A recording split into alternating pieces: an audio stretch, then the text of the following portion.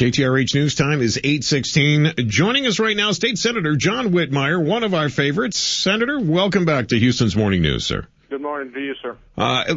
Senator, let me play something here as it relates to the story of this 11-year-old lad from Texas City. I would like to know who all the personalities and who knows who. If they didn't ticket the lady for hitting him, some kind of reckless driving charge, then they ticket an 11-year-old maybe to protect her interest. We're talking about this story. I got to tell you, Senator, more calls and emails on this one than I can remember. This topic has really caught fire here. If this kid was walking on the wrong side of the street, he's in the wrong, right? Well, it's interesting. I called some of my HPD friends, and they couldn't cite the law, so we researched it in Austin yesterday. It's in the transportation code. It's buried in there where it says, if possible, you walk on the side of the road facing the traffic if there's no sidewalk. Hey, I would challenge anyone, including all the 11-year-olds in the world, who would know that particular statute. I've got it right in front of me here. I want to thank Sheriff Garcia for sending this along. He's listening this morning. A pedestrian may not walk along on a roadway if an adjacent sidewalk is provided and is accessible to the pedestrian. If a sidewalk is not provided, a pedestrian walking along and on a highway shall, if possible, walk on the left side of the roadway or the shoulder of the highway facing oncoming traffic. Now, let me tell you something. A critical element of law enforcement is using good judgment and discretion. Police officers do it every day with traffic violations and other matters. Whoever ticketed an 11-year-old who doesn't even understand the concept of a ticket, added to the fact that the 18-year-old with no driver's license who hit him in the rear did not get a ticket, leads me to believe there's more to this than what meets the eye. A judge should use judicial notice and say justice will be served by dismissing this ticket. I heard about this the 1st of October and was busy, meant to call down there and offer to represent the young man because I think I'm not much of a lawyer, but I think I could actually handle this matter. Wow. All right. Well, State Senator John Whitmire joining us. Senator, hang on. I want to ask you what you think might be afoot other than what we see here with the naked eye. And that's there's two other young people that were walking with him who did not get a ticket.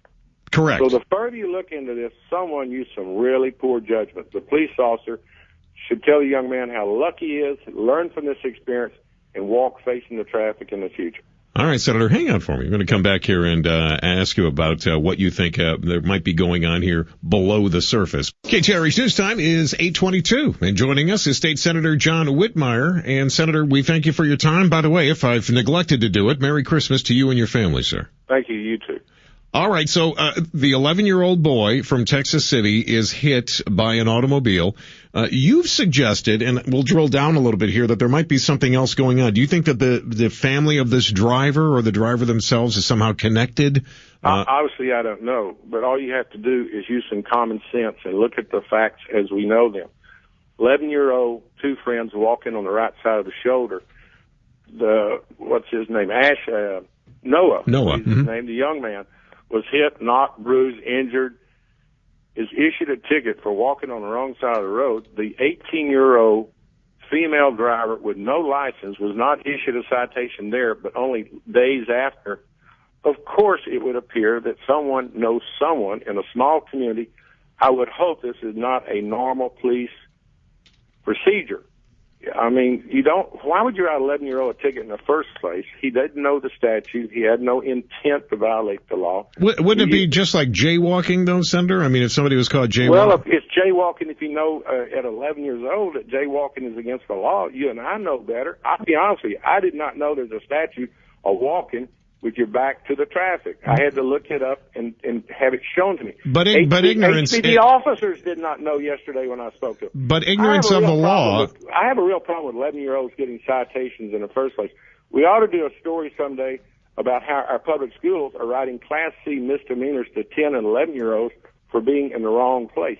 We passed a law last session that you can't write anyone a ticket younger than 12 in the public schools because I believe there's a better method of handling behavior by 11-year-olds. All right, This is another Senator. example. No, listen. I don't disagree with you, but ignorance of the law is not an excuse. And I tell my kids this at home. Just because you claim you didn't know doesn't mean that you're not guilty. Let me beg to differ with you. It's called mens rea. You get Treese or any of your legal professional experts. You got to have intent to violate the law. A 11-year-old doesn't even have the concept of a transportation code or what side, and even the statute itself is so general. It says, if possible. That's broad enough to drive a truck through it. The young man probably thought he was absolutely doing what he thought was right. So why would you write him a citation? You ought to let him learn from the experience, teaching that facing traffic is probably wiser. But let's get back to the person that hit him. Reckless driving charges, violation of a motor vehicle. There are other charges. They didn't even cite her at the site. So that leads me to believe something's going on, and there's more to this story than we realize. All right. Senator, now you've suggested that you'd be willing to defend this young lad. I'd be more than glad to make an appearance for him. I actually asked your producer to give her my name and number.